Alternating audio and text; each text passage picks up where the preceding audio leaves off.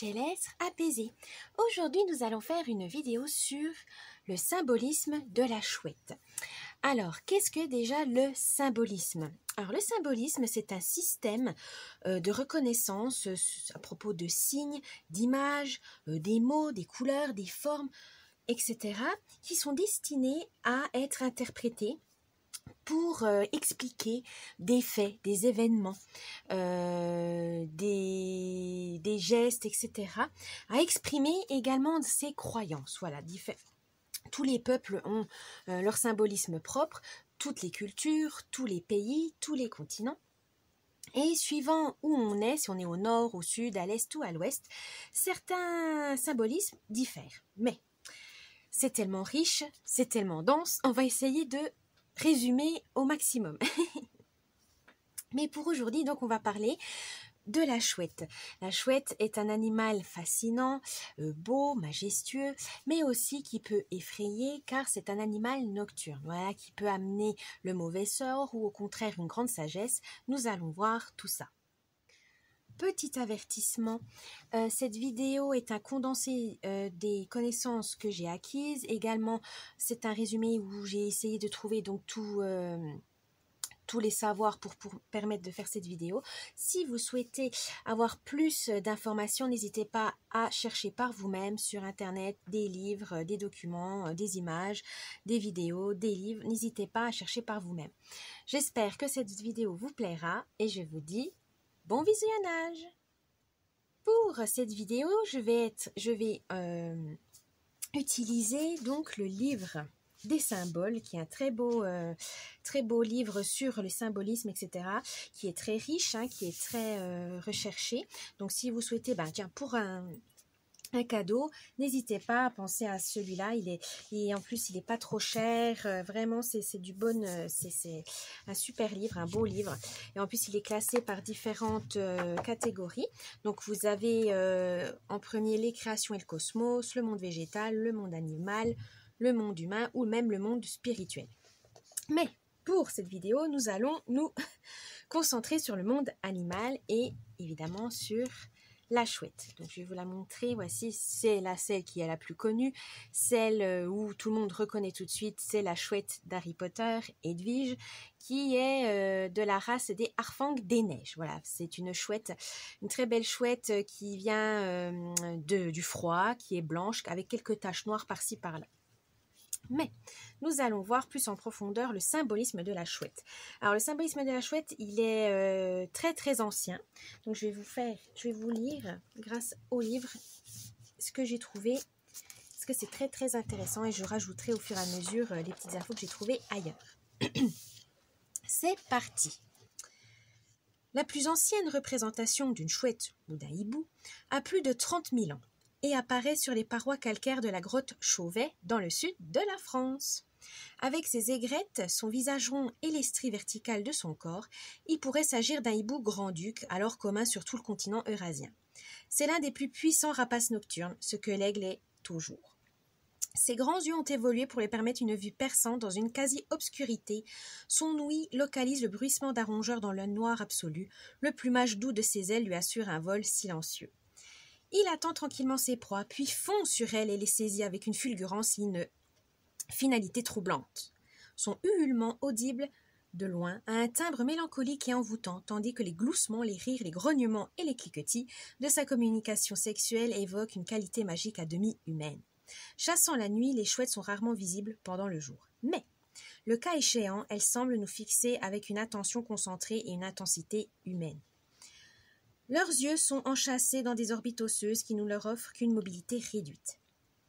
Leur tête le compense en pouvant pivoter à plus de 240 degrés dans les deux sens, inversant sa rotation avec une telle rapidité que plus d'un observateur a eu la sensation d'avoir été suivi du regard sur plus d'un cercle complet.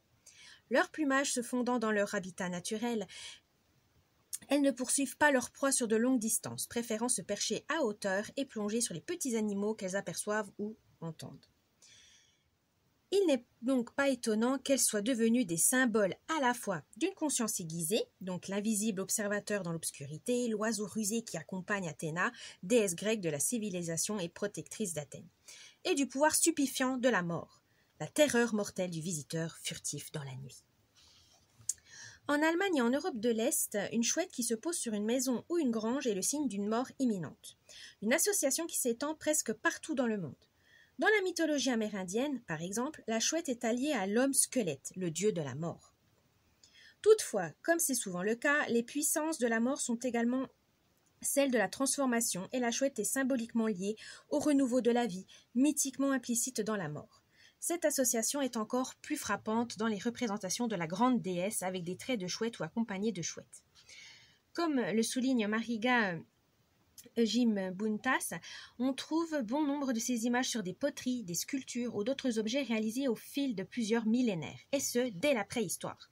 Si la grande déesse donne la vie, elle la reprend également dans le cercle perpétuel de la mort et de la régénération. Elle transmet la sagesse de l'évolution qui veut que chaque créature vivante renonce à ses prétentions à l'immortalité afin que la génération suivante puisse vivre. Ces associations archaïques entre la chouette, la fécondité, la régénération et la mort suggèrent que les qualités positives d'Athéna en tant que protectrice des arts de la guerre et de la civilisation prennent racine dans l'ancienne sagesse de la déesse pour qui la mort était autant le terreau de la vie que les ténèbres étaient le lit de la lumière. Aujourd'hui, nous associons souvent le hibou au vieux sage, perspicace et ingénieux, qui voit et entend dans l'obscurité avec des yeux aussi perçants que ceux d'Athéna. Toutefois, la profonde sagesse du hibou inclut, outre la faculté d'amener ce qui est obscur à la lumière, celle de vivre lui-même dans l'obscurité. L'ambivalence d'une créature à la vue et à l'ouïe surhumaine qui tue furtivement pendant la nuit a naturellement donné lieu à des images de pouvoir mystérieux. La chouette est régulièrement associée aux sorcières et au monde de la magie. Elle est également la compagne fréquente du chaman, qui se fait parfois assister par elle pour invoquer les morts. Les chamans sibériens et esquimaux la considèrent comme un esprit secourable, une puissante source d'aide et de guidance, et portent ses plumes sur leur coiffe ou en collier.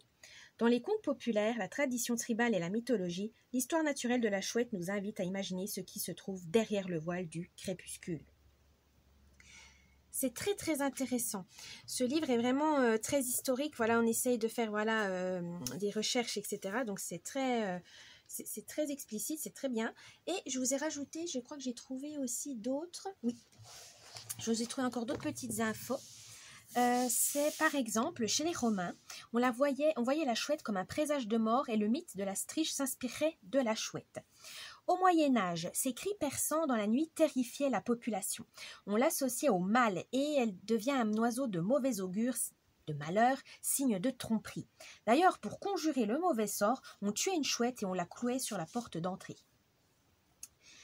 Elle symbolise également la sagesse et l'intelligence intuitive. Elle pousse à rester lucide. Ses forces sont la discrétion, l'observation et la curiosité. Elle voit ce qui est caché derrière les masques. C'est également un animal totem chez les premiers natifs d'Amérique. La chouette nous guide pour qu'on voit au-delà des apparences trompeuses pour dévoiler la vérité.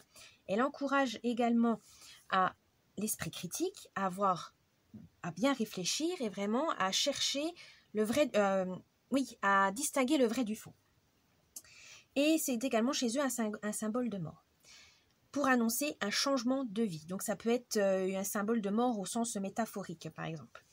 Et au Japon, suivant la race de la chouette, elle peut être une messagère des kami, donc des dieux, ou elle devient un yokai, un démon. En tout cas, aussi dans la pop culture, on peut retrouver différentes chouettes, mais la plus connue est évidemment la chouette d'Harry Potter, que ce soit dans les romans, dans les films, donc la chouette Edwige. Mais vous avez également le hibou dans l'animé de Disney Merlin l'Enchanteur, si ma mémoire est bonne. Vous avez également beaucoup de chouettes, il faut que je regarde, mais il me semble que j'avais Merlin, j'avais Harry Potter, il y avait aussi...